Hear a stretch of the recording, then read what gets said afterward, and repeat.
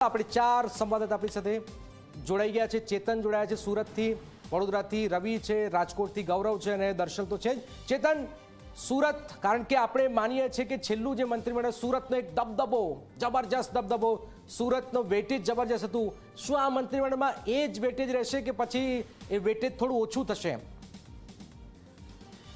ચેતન,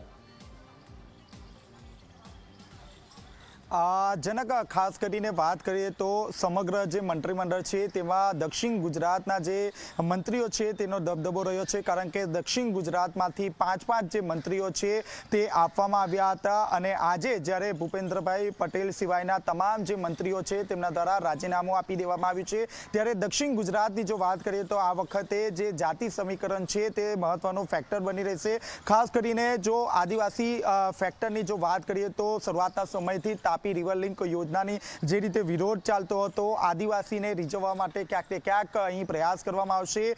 નિઝરની વાત કરીએ તો નિઝરના જે ધારાસભ્ય છે ખાસ કરીને જયરામભાઈ ગામિત અને જે નવસારીના ધારાસભ્ય છે નરેશભાઈ પટેલ, આ બંને જે ભાજપના જે ધારાસભ્ય છે આ બંને પૈકી એકને જે આદિવાસી જે મંત્રી પદ મળે તેવી પૂરેપૂરી શક્યતા જોવા મળી રહી છે। ત્યારે બીજી તરફ જોવા જઈએ તો ઓલપાડના જે ધારાસભ્ય છે અને વન પર્યાવરણ મંત્રી પણ રહી ચૂક્યા છે મુકેશભાઈ પટેલ, તેમનું પત્તું કપાય તેવી પૂરેપૂરી શક્યતા જોવા મળી રહી છે। ત્યારે બીજી તરફ જઈએ તો કનુભાઈ દેસાઈ જેઓ નાણામંત્રી તરીકે પણ તેઓ રહ્યા છે, પરંતુ ક્યાંક ને ક્યાંક તેમાં પણ નારાજગી જોવા મળી હતી, એટલે કે કનુભાઈનું પણ અહીં પત્તું કપાય તેવી પૂરેપૂરી શક્યતા જોવા મળી રહી છે। ત્યારે બીજી તરફ શિક્ષણ મંત્રી પ્રફુલ પાનસરિયાની વાત કરીએ તો અત્યાર સુધીના જે ટેન્યર રહ્યો છે તે ખૂબ જ સરસ રહ્યો છે અને એજ્યુકેશન શિક્ષણ ક્ષેત્રે તેમના દ્વારા ખૂબ જ સારી કામગીરી કરવામાં આવી છે અને તેને ધ્યાનમાં રાખીને તેમને પ્રમોશન આપે તેવી પૂરેપૂરી શક્યતા જોવા મળી રહી છે। ત્યારે બીજી તરફ જોયા જઈએ તો રાજ્યના ગૃહમંત્રી હર્ષ સંઘવીને પણ પ્રમોશન મળે તેવી પૂરેપૂરી શક્યતા જોવા મળી રહી છે, કારણ કે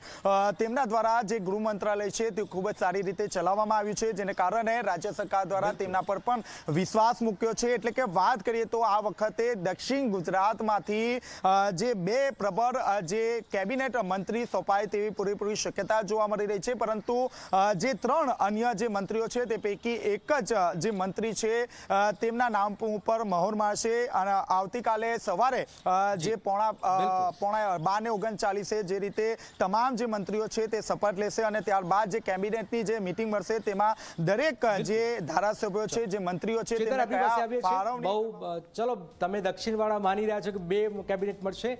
રવિ પાસે, રવિ, આમ તો વડોદરા પાસે દુકાળ રહે છે, વડોદરામાં ખાસ કોઈ મંત્રી બનતું નથી, પણ આ વખતે શું કોઈની લોટરી લાગી શકે છે? કોઈને કોલ આવ્યો છે? કેવ રોકડિયા, મનીષા વકીલ, ફરીથી એમને મોકો મળી શકે છે? બાળુ શુક્રા કોઈ અનુભવી, અથવા દાદા તમારા સયાજીગંજ રાવપુરાવાળા દાદાને મોકો મળી શકે છે? શું ખબર છે? કોઈને કોલ આવે છે રવિ?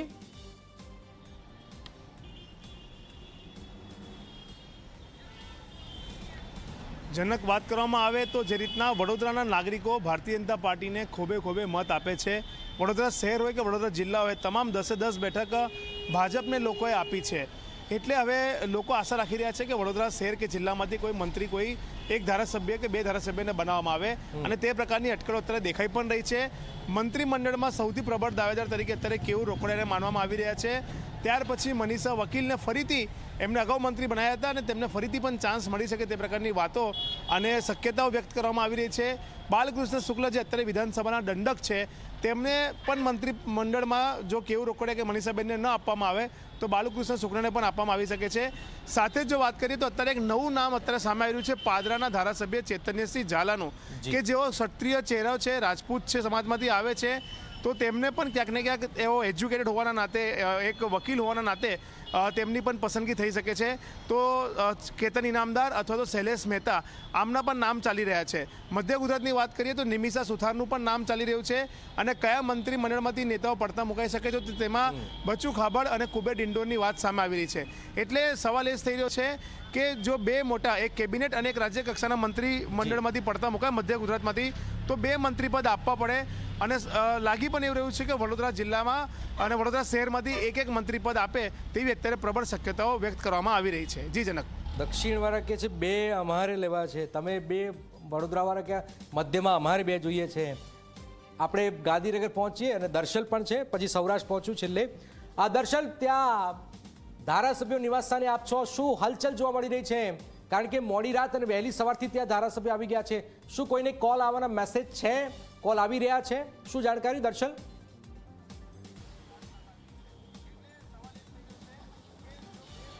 જનક, વહેલી સવારથી હું અહીંયા ગાંધીનગર જે એમએલએ ક્વાર્ટર્સ છે ત્યાં હાજર છું અને અહીંયા વહેલી સવારથી જે ધારાસભ્યોની છે એ ચહલ પહલ જોવા મળી રહી છે. હજુ પણ અહીંયા ધારાસભ્યો આવી રહ્યા છે જે દૂરથી હોય, અન્ય જિલ્લાઓમાંથી આવી રહ્યા હોય તે. આ જે જોઈ શકાય છે આ કાફલો, આ ગાડીઓનો, એ ધારાસભ્યની ગાડીઓનો કાફલો છે એ પોતાના નિવાસ સ્થાનમાં છે. અને જે ધારાસભ્યો અહીંયા આવ્યા છે તેમાં ભિલોડાના પીસી બરંડા હોય કે પછી જૂનાગઢના સંજય કોરડિયા હોય, લવિંગજી ઠાકોર હોય કે વડોદરા, ખેડા કે પછી ઉત્તર ગુજરાત કે સૌરાષ્ટ્ર, એ ધારાસભ્યો લગભગ 40થી 50% જેટલા ધારાસભ્યો એ આ ક્વાર્ટર્સ ઉપર હાજર છે. અને તેમના ત્યાં અહીંયા ચહલ પહલ જે છે એ દેખાઈ રહી છે. આ તમામ લોકો રાહ જોઈ રહ્યા છે કે કોને કોલ આવે, કારણ કે જે પ્રકારે આ ધારાસભ્યો અહીંયા આવ્યા તેમની સાથે વાત કરવાનો પ્રયાસ પણ કર્યો, પરંતુ તેઓ સ્પષ્ટપણે કેમેરા સમક્ષ કંઈ પણ કહેવાનો ઇનકાર કર્યો. એ ક્યાંક પાર્ટીનો પ્રોટોકોલ હોય અથવા તો બીજી કોઈ બાબત હોઈ શકે છે, પરંતુ એ ખુલાસો નથી કર્યો કે તેમને કોલ આવ્યો છે કે કેમ. એ એક સસ્પેન્સ છે. એ સસ્પેન્સ ઉપરથી મોડી રાત સુધીમાં એક અંદાજો આવી જશે, કારણ કે જે પ્રકારે રાજીનામા લેવાઈ ચૂક્યા છે મંત્રીમંડળના, એક રાત્રે ક્યાંક મુખ્યમંત્રીના નિવાસ સ્થાને એક ડિનરની પણ વાત ચાલી રહી છે જે નવા મંત્રીમંડળમાં સમાવેશ હોય એમની.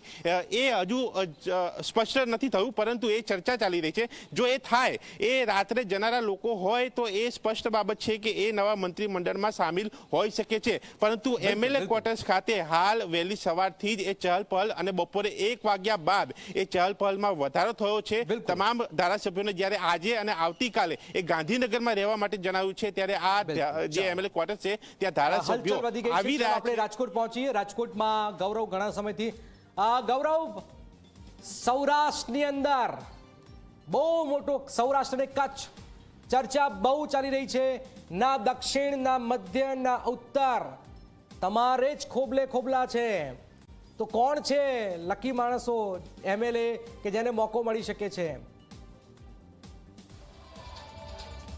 જનક, જ્યારથી ભૂપેન્દ્ર પટેલની સરકાર ગુજરાતની અંદર આવી છે ને ત્યારથી એક વાત સામે આવતી હતી કે સૌરાષ્ટ્રની અંદર જે પ્રભુત્વ હતું તે ક્યાંક કાપવામાં આવ્યું છે ને ત્યાર પછી જે રીતના વિસાવદરની અંદર આમ આદમી પાર્ટી, ગોપાલ ઇટાલિયા ચૂંટણી જીત્યા અને ત્યાર પછી એક એવી પણ ચર્ચાઓ ચાલતી હતી કે સૌરાષ્ટ્રની અંદર આ વખતે પાટીદાર છે તે નારાજ છે તે જોવા મળી રહ્યા છે. પરંતુ હવે જે મંત્રીમંડળનું વિસ્તરણ છે તે થઈ રહ્યું છે ને તેની અંદર સૌરાષ્ટ્રમાં પાટીદાર અને લેવા પાટીદાર અને કોળી સમાજ છે કે કોળી સમાજના લોકો છે કે તેમને ખાસ પ્રભુત્વ છે તે આપવામાં આવે તેવી પૂરી શક્યતાઓ છે તે જોવા મળી રહી છે. ખાસ કરીને લેવા પાટીદાર સમાજની વાત કરવામાં આવે તો 4 થી 5 એવા નામ છે તે અત્યારે ચર્ચાની અંદર છે. તેની અંદર જીતુ વાઘાણી, જયેશ રાદડિયા, સંજય કોરડિયા છે કે તેઓ કડવા પાટીદાર છે, પરંતુ તેનું નામ પણ ચર્ચાની અંદર ચાલી રહ્યું છે. કૌશિક વેકરિયા જે અમરેલીના ધારાસભ્ય છે તેનું નામ પણ અત્યારે ચર્ચામાં ચાલી રહ્યું છે. ને મહેશ કસવાલા કે તેઓ પણ લેવો પાટીદાર સમાજમાંથી આવે છે ને તેમનું નામ પણ ખૂબ જ ચર્ચાની અંદર ચાલી રહ્યું છે.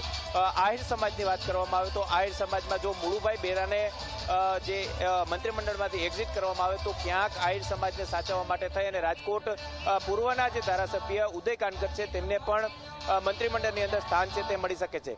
રાજકોટ શહેરની વાત કરવામાં આવે તો ડોક્ટર દર્શિતા શાહ છે કે તેઓ આરએસએસ સાથે સીધી રીતે જોડાયેલા છે ને ક્યાંક દર્શિતા શાહ છે તેમને પણ મંત્રીમંડળની અંદર સમાવેશ કરવામાં આવે તેવી શક્યતાઓ અત્યારે વ્યક્ત કરવામાં આવી રહી છે. રીવાબા જાડેજા કે જેઓ જામનગરના ધારાસભ્ય છે તેમનું નામ પણ ચર્ચામાં એટલા માટે ચાલી રહ્યું છે કે જો ભાનુબેન બાબરિયાનું પત્તું મંત્રીમંડળમાંથી કપાય છે તો ક્યાંક મહિલા મંત્રીને જો સ્થાન આપવું હોય તો રીવાબા જાડેજા છે તેમને સ્થાન છે તે આપી શકાય છે. સંજય કોરડિયાનું નામ છે તે એટલા માટે ચાલી રહ્યું છે કે તેઓ યંગ છે અને જૂનાગઢની અંદર જે રીતના ચૂંટણીની અંદર તેમને ભવ્ય વિજય છે તે અપાવ્યો હતો. પછી જૂનાગઢ મહાનગરપાલિકાની ચૂંટણી હોય કે અન્ય પેટા ચૂંટણી હોય ક્યાંક તેમની ખૂબ જ જે કામગીરી છે તે સફળ છે તે રહી છે. એટલા માટે ક્યાંક તેમને પણ સ્થાન આપવામાં આવે તેવી પૂરી શક્યતાઓ છે તે જોવા મળી રહી છે. ભાવનગરની અંદર જીતુ વાઘાણીનું નામ એટલા માટે ચર્ચામાં આવી રહ્યું છે કે જીતુ વાઘાણી અનુભવી છે, તેઓ અગાઉ પણ મંત્રી છે તે રહી ચૂક્યા છે અને ક્યાંક તેમને શિક્ષણ ખાતું ફરી એક વખત સોંપવામાં આવે તેવી ચર્ચાઓ છે તે જોર પકડી રહ્યું છે. જી બિલકુલ ગૌરવ, આપની પાસે આવીએ.